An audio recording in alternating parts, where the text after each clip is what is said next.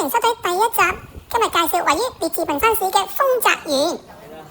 哇，睇裏邊開始人頭湧湧啦喎！睇下個轉轉餐牌有咩特價品先。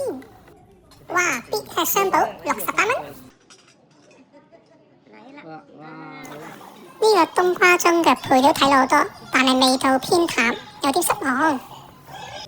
食滿50蚊就用29個88，有片皮鴨，仲想點啊？睇到呢度，不如大家幫下手 like、subscribe 同 share 先啦。哇！你個香酥鴨啊，睇落就好靚啊！哇，原來高狐狸啊冇味啊，然後廚師唔記得落鹽啊！哇！呢個簡直食出婆婆嘅味道啊！佢又送翻隻肥叉俾我哋，味道都唔錯。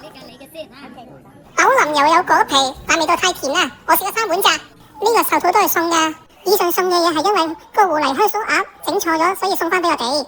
總括嚟講，我哋會翻轉頭噶。